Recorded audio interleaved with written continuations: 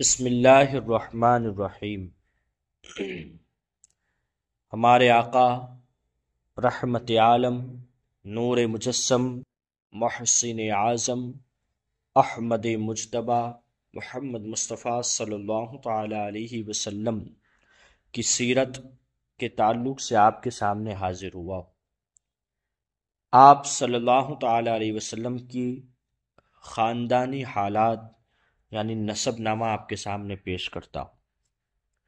حضور اقدس صلی اللہ تعالی علیہ وسلم کا نسب شریف والد ماجد کی طرف سے اس طرح ہے کہ حضرت محمد مصطفیٰ صلی اللہ تعالی علیہ وسلم بن عبداللہ بن عبد المطلب بن ہاشم بن عبد مناف بن قصہ بن کلاب بن مرہ بن کعب بن لوئی بن غالب بن فہر بن مالک بن نظر بن مضر بن نزار بن معد بن عدنان۔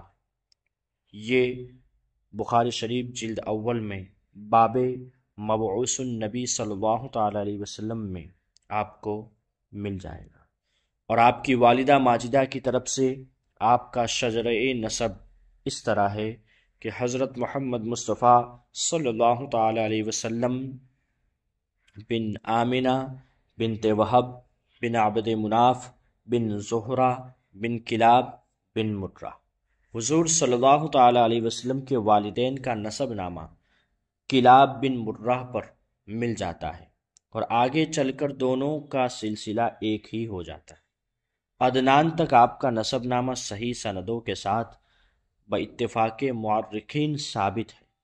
اس کے بعد ناموں میں بہت کچھ اختلاف ہے، اور حضور صلی اللہ تعالی علیہ وسلم جب بھی اپنا نسب نامہ بیان فرماتے تھے تو عدنان ہی تک ذکر فرماتے تھے، مگر اس پر تمام مورخین کا اتفاق ہے کہ عدنان حضرت اسماعیل علیہ السلام کی اولاد میں سے ہیں، اور حضرت اسماعیل علیہ السلام حضرت ابراہیم خلیل اللہ علیہ السلام کے فرزند ہیں۔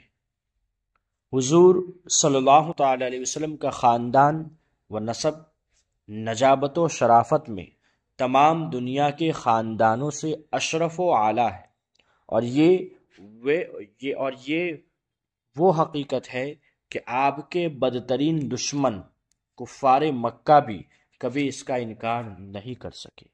چنانچہ حضرت ابو سفیان جب وہ کفر کی حالت میں تھے، بادشاہ روم ہرقل کے بھرے دربار میں اس حقیقت کا اقرار کیا کہ ہوا فینا ذو نسب، یعنی نبی کریم صلی اللہ علیہ وسلم عالی خاندان والے، ہوا فی ذو نسب، حالانکہ اس وقت وہ آپ کے بدترین دشمن تھے اور چاہتے تھے کہ اگر ذرا بھی کوئی گنجائش ملے تو آپ کی ذات پاک پر کوئی عیب لگا کر بادشاہ روم کی نظروں سے آپ کا وقار گرا دے۔ مسلم شریف کی روایت ہے کہ اللہ تبارک و تعالی نے حضرت اسماعیل علیہ السلام کی اولاد میں سے کنانہ کو برگزیدہ بنایا، اور کنانہ میں سے قریش کو چنا، اور قریش میں سے بنی ہاشم کو منتخب فرمایا، اور بنی ہاشم میں سے مجھ کو چن لیا۔ مشکات شریف کی حدیث ہے یہ، مسلم شریف کی حدیث ہے یہ۔ بہرحال یہ ایک مسلمہ حقیقت ہے۔ لہن نسب العالی فلیس کمثلہ حسیب نصیب منعم متکرم، یعنی حضور اکرم صلی اللہ علیہ وسلم کا خاندان اس قدر بلند و مرتبہ والا ہے کہ کوئی بھی حسب و نسب والا اور نعمت و بزرگی والا آپ کے مثل نہیں ہے۔ حضور صلی اللہ تعالی علیہ وسلم کے خاندان نبوت میں سبھی حضرات اپنی گناگوں خصوصیات کی وجہ سے بڑے نامی گرامی ہیں، مگر چند ہستیاں ایسی ہیں جو آسمان فضل و کمال پر چاند تارے بن کر چمکے۔ ان با کمالوں میں سے فہر بن مالک بھی ہے، اور ان کا لقب قریش ہے، اور ان کی اولاد قرشی کہلاتی ہے۔ فہر بن مالک قریش اس لیے کہلاتے ہیں کہ قریش ایک سمندری جانور کا نام ہے جو بہت ہی طاقتور ہوتا ہے اور سمندری جانوروں کو کھا ڈالتا ہے۔ یہ تمام جانوروں پر ہمیشہ غالب ہی رہتا ہے، کبھی مغلوب نہیں ہوتا۔ چونکہ فہر بن مالک اپنی شجاعت اور خداداد طاقت کی بنا پر تمام قبائل عرب پر غالب تھے، اس لیے تمام اہل عرب ان کو قریش کے لقب سے پکارنے لگے۔ چنانچہ اس بارے میں شمرخ بن عمرو ہمیری کا ایک شعر بہت ہی مشہور ہے کہ وَقُرَيْشٌ هِيَ الَّتِي تَسْكُونُ الْبَحْرَ بِهَا سُمِّيَتْ قُرَيْشٌ قُرَيْشًا، یعنی قریش ایک جانور ہے جو سمندر میں رہتا ہے، اسی کے نام پر قبیلہ قریش کا نام قریش رکھ دیا گیا۔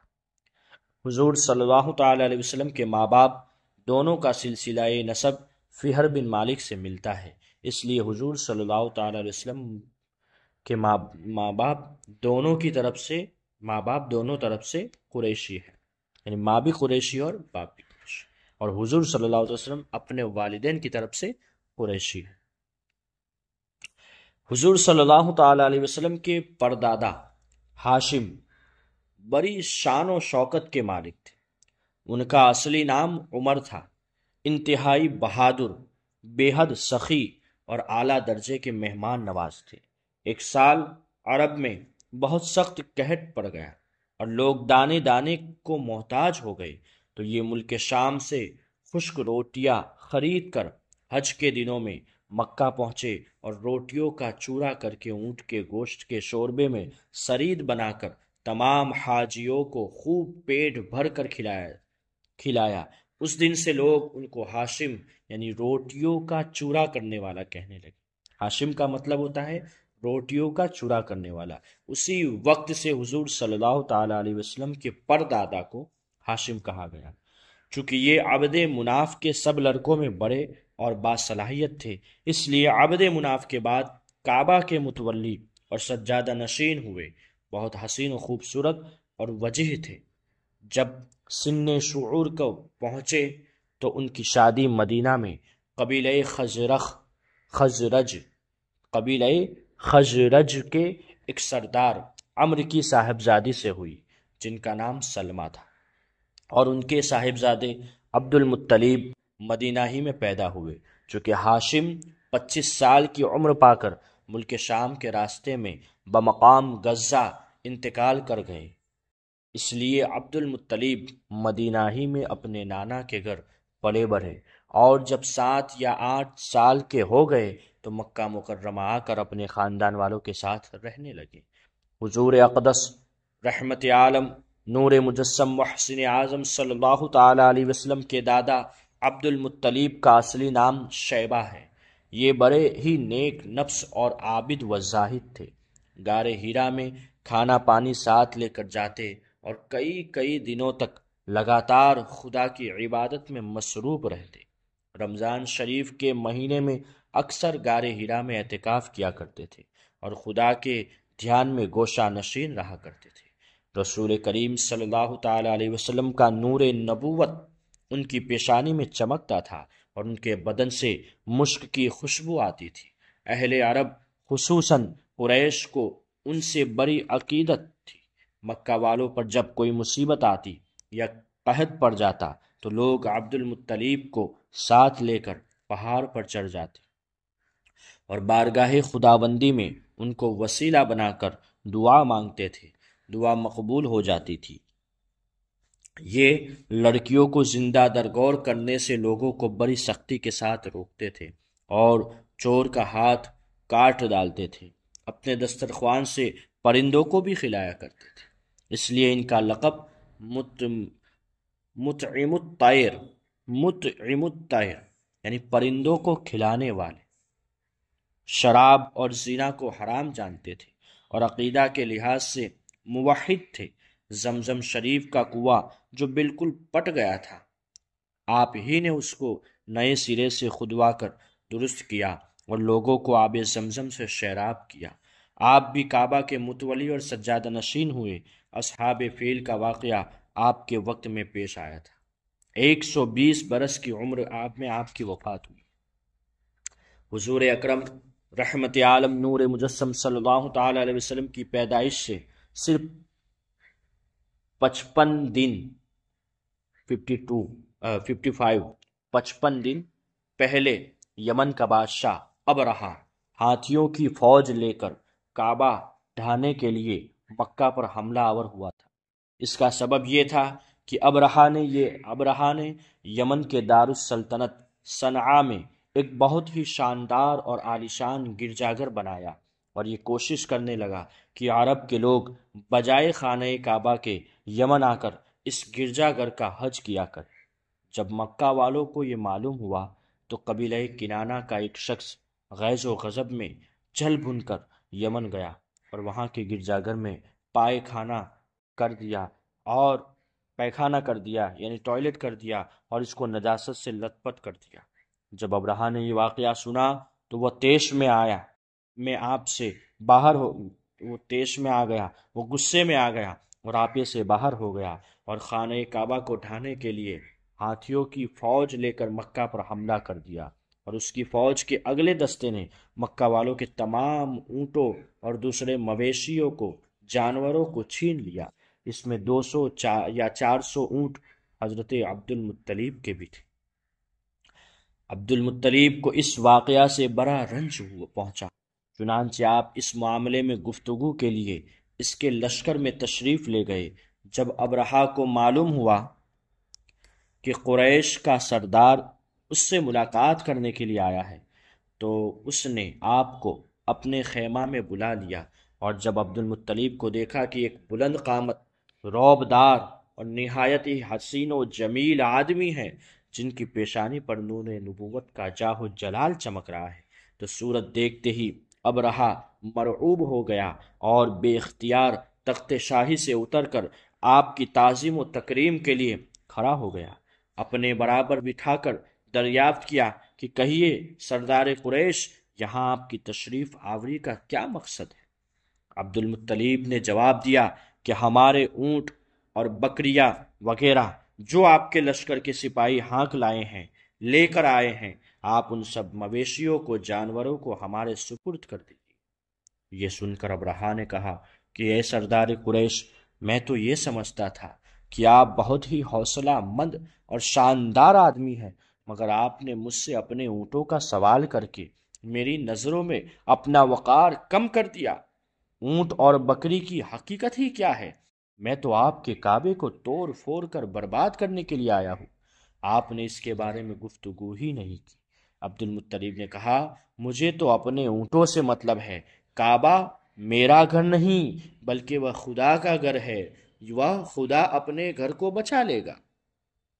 یہ خدا کا گھر ہے اور خدا اپنے گھر کو بچا لے گا، مجھے کعبہ کے ذرہ برابر بھی فکر نہیں ہے۔ یہ سن کر ابرہہ اپنے فرعونی لہجے میں کہنے لگا کہ اے سردار مکہ، سن لیجئے، میں کعبہ کو ڈھا کر اس کی اینٹ سے اینٹ بجا دوں گا اور روئے زمین سے اس کا نام و نشان مٹا دوں گا، کیونکہ مکہ والوں نے میرے گرجا گھر کی بڑی بے حرمتی کی ہے، اس لیے میں اس کا انتقام لینے کے لیے کعبہ کو مسمار کر دینا ضروری سمجھتا ہوں۔ عبد المطلب نے فرمایا کہ پھر آپ جانے اور خدا جانے میں آپ سے سفارش کرنے والا کون؟ اس گفتگو کے بعد ابرہہ نے تمام جانوروں کو واپس کر دینے کا حکم دیا اور عبد المطلب تمام اونٹوں اور بکریوں کو ساتھ لے کر اپنے گھر چلے گئے اور مکہ والوں سے فرمایا کہ تم لوگ اپنے اپنے مال مویشیوں کو لے کر مکہ سے باہر نکل جاؤ اور پہاڑوں کی چوٹیوں پر چڑھ کر اور دروں میں چھپ کر پناہ لے لو۔ مکہ والوں سے یہ کہہ کر پھر خود اپنے خاندان کے چند آدمیوں کو ساتھ لے کر خانہ کعبہ میں گئے اور دروازے کو ہلکا پکڑ کر انتہائی بے قراری اور گریہ و زاری کے ساتھ دربار الہی میں اس طرح دعا مانگنے لگے کہ اے اللہ، بے شک ہر شخص اپنے اپنے گھر کی حفاظت کرتا ہے، لہٰذا تو بھی اپنے گھر کی حفاظت فرما اور صلیب والوں اور صلیب کے پجاریوں یعنی عیسائیوں کے مقابلے میں اپنے اطاعت شعاروں کی مدد فرما۔ حضرت عبد المطلب نے یہ دعا مانگی اور اپنے خاندان والوں کو ساتھ لے کر پہاڑ کی چوٹی پر چڑھ گئے اور خدا کی قدرت کا جلوہ دیکھنے لگے۔ ابرہہ جب صبح کو کعبہ ڈھانے کے لیے اپنے لشکر زبرار کے ساتھ اور ہاتھیوں کی قطار کے ساتھ آگے بڑھا اور مقام مغمس میں پہنچا تو خود اس کا ہاتھی جس کا نام محمود تھا ایک دم بیٹھ گیا۔ ہر چند مارا اور بار بار للکارا مگر ہاتھی نہیں اٹھا۔ اسی حالت میں قہر الہی ابابیلوں کی شکل میں نمودار ہوا اور ننھے ننھے پرندے جھنڈ کے جھنڈ جن کی چونچ اور پنجوں میں تین تین کنکریاں تھی سمندر کی جانب سے حرم کعبہ کی طرف آنے لگے۔ ابابیلوں کے ان دل بدل لشکروں نے ابرہا کی فوجوں پر اس زور و شور سے سنگ باری شروع کر دی کہ آن کی آن میں ابرہا کا لشکر اور اس کے ہاتھیوں کے پرچھے اڑ گئے۔ ابابیلوں کی سنگ باری خداوند قہار و جبار کے قہر و غضب کی ایسی مار تھی کہ جب کوئی کنکری کسی فیل سوار کے سر پر پڑتی، جو ہاتھی پہ سوار ہوتا اس کے سر پہ پڑتی، تو وہ آدمی کے بدن کو چھینتی ہوئی ہاتھی کے بدن سے آر پار ہو جاتی تھی۔ ابرہا کی فوج کا ایک آدمی بھی زندہ نہیں بچا اور سب کے سب ابرہا اور اس کے ہاتھیوں سمیت اس طرح ہلاک و برباد ہو گئے کہ ان کے جسموں کی بوٹیاں ٹکڑے ٹکڑے ہو کر زمین پر بکھر گئی۔ چنانچہ قرآن مجید کی سورہ فیل میں خداوند قدوس نے اس واقعے کا ذکر کرتے ہوئے ارشاد فرمایا، اے محبوب، الم تر کیف فعل ربک باصحاب الفیل الم یجعل کیدہم فی تضلیل وارسل علیہم طیرا ابابیل ترمیہم بحجارۃ من سجیل فجعلہم کعصف مأکول۔ کیا آپ نے نہیں دیکھا کہ آپ کے رب نے ان ہاتھیوں والوں کا کیا حال کر ڈالا؟ کیا ان کے داؤں کو تباہی میں نہ ڈالا اور ان پرندوں کی ٹکڑیاں بھیجی تاکہ انہیں کنکر کے پتھر سے مارے تو انہیں چبائے ہوئے بھوس جیسا بنا ڈالا۔ جب ابرہا اور اس کے لشکروں کا یہ انجام ہوا تو عبد المطلب پہاڑ سے نیچے اترے اور خدا کا شکر ادا کیا۔ ان کی اس کرامت کا دور دور تک چرچا ہو گیا اور تمام اہل عرب ان کو ایک خدا رشید بزرگ کی حیثیت سے قابل احترام سمجھنے لگے۔ یہ ہمارے حضور رحمت عالم نور مجسم محسن اعظم صلی اللہ تعالی علیہ وسلم کے والد ماجد ہیں۔ کون؟ حضرت عبداللہ۔ اس سے پہلے آپ کے سامنے پیش کیا حضرت عبد المطلب جو حضور کے دادا جان ہیں۔ حضور کے دادا جان کا یہ واقعہ میں نے آپ کے سامنے پیش فرمایا۔ حضور کے والد گرامی حضرت عبداللہ عبد المطلب کے تمام بیٹوں میں سب سے زیادہ باپ کے لاڈلے اور پیارے تھے، چونکہ ان کی پیشانی میں نور محمدی اپنی پوری شان و شوکت کے ساتھ جلوہ گر تھا، اس لیے حسن و خوبی کے پیکر اور جمال صورت و کمال سیرت کے آئینہ دار اور عفت و پارسائی میں یکتا روزگار تھے۔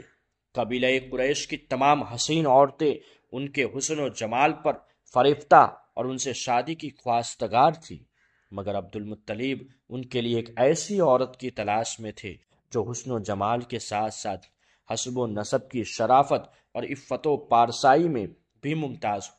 عجیب اتفاق کہ ایک دن حضرت عبداللہ شکار کے لیے جنگل میں تشریف لے گئے۔ ملک شام کے یہودی چند علامتوں سے پہچان گئے تھے کہ نبی آخر الزماں کے والد ماجد یہی ہے۔ چنانچہ ان یہودیوں نے حضرت عبداللہ کو بارہا قتل کر ڈالنے کی کوشش کی۔ اس مرتبہ بھی یہودیوں کی ایک بہت ہی بڑی جماعت مسلح ہو کر اس نیت سے جنگل میں گئی کہ عبداللہ کو تنہائی میں دھوکے سے قتل کر دیا جائے، مگر اللہ تعالیٰ کی حفاظت نے اس مرتبہ بھی اپنے فضل و کرم سے بچا لیا۔ عالم غیب سے چند ایسے سوار ناگہاں نمودار ہوئے جو اس دنیا کے لوگوں سے کوئی مشابہت ہی نہیں رکھتے تھے۔ ان سواروں نے آ کر یہودیوں کو مار بھگایا اور عبداللہ کو بحفاظت ان کے مکان تک پہنچا دیا۔ وہب بن مناف بھی اس دن جنگل میں تھے اور انہوں نے اپنی آنکھوں سے یہ سب کچھ دیکھا، اس لیے ان کو عبداللہ سے بے انتہا محبت و عقیدت پیدا ہو گئی۔ اور گھر آ کر یہ عزم کر لیا کہ میں اپنی نور نظر آمنہ کی شادی عبداللہ ہی سے کروں گا۔ چنانچہ اپنی اس دلی تمنا کو اپنے چند دوستوں کے ذریعے انہوں نے عبد المطلیب تک پہنچا دیا۔ خدا کی شان کہ حضرت عبد المطلیب اپنے نور نظر حضرت عبداللہ کے لیے جیسی دلہن کی تلاش میں تھے، وہ ساری خوبیاں حضرت آمنہ بنت وہب میں موجود تھی۔ حضرت عبد المطلیب نے اس رشتے کو خوشی خوشی منظور کر لیا۔ چنانچہ 24 سال کی عمر میں حضرت عبداللہ کی حضرت بی بی آمنہ سے شادی ہوئی، نکاح ہو گیا، اور نور محمدی حضرت عبداللہ سے منتقل ہو کر حضرت بی بی آمنہ کے شکم اطہر میں جلواگر ہو گیا۔ اور جب حمل شریف کو 2 مہینے پورے ہو گئے تو عبد المطلیب نے حضرت عبداللہ کو کھجورے لینے کے لیے مدینہ شریف بھیجا یا تجارت کے لیے ملک شام روانہ کیا۔ وہاں سے واپس لوٹتے ہوئے مدینہ میں اپنے والد کے ننھال بنو عدی بن نجار میں 1 ماہ بیمار رہ کر 25 برس کی عمر میں وفات پا گئے اور وہیں دار نابغہ میں مدفون ہوئے۔ قافلے والوں نے جب مکہ واپس لوٹ کر عبد المطلیب کو حضرت عبداللہ کی بیماری کا حال سنایا تو انہوں نے خبر گیری کے لیے اپنے سب سے بڑے لڑکے حارث کو مدینہ شریف بھیجا۔ ان کے مدینہ پہنچنے سے قبل ہی حضرت عبداللہ راہی ملک بقا ہو چکے۔ حارث نے مکہ واپس ہو کر جب وفات کی خبر سنائی تو سارا گھر ماتم قدا بن گیا اور بنو ہاشم کے ہر گھر میں ماتم برپا ہو گیا۔ خود حضرت آمنہ نے اپنے مرحوم شوہر کا ایسا پردرد مرثیہ کہا ہے کہ جس کو سن کر آج بھی دل درد سے بھر جاتا ہے۔ روایت ہے کہ حضرت عبداللہ کی وفات پر فرشتوں نے غمگین ہو کر بڑی حسرت کے ساتھ کہا کہ الہی تیرا نبی یتیم ہو گیا۔ حضرت حق نے فرمایا کیا ہوا، میں اس کا حامی و حافظ ہوں۔ حضرت عبداللہ کا ترکہ اور لونڈی ایمن جن کا نام برقہ تھا، کچھ اونٹ کچھ بکریاں تھی، یہ سب ترکہ حضور علیہ السلام کو ملا۔ ایمن بچپن میں حضور اقدس صلی اللہ تعالی علیہ وسلم کی دیکھ بھال کرتی تھی، کھلاتی، کپڑا پہناتی، پرورش کی پوری ضروریات مہیا کرتی۔ اس لیے حضور اقدس رحمت عالم نور مجسم محسن اعظم صلی اللہ تعالی علیہ وسلم تمام عمر ایمن کی دلجوئی فرماتے رہے۔ اپنے محبوب و متبنہ غلام حضرت زید بن حارثہ سے ان کا نکاح کر دیا اور ان کے شکم سے حضرت اسامہ پیدا ہو۔ انشاءاللہ اس کے آگے نیکسٹ پارٹ میں ذکر کریں گے۔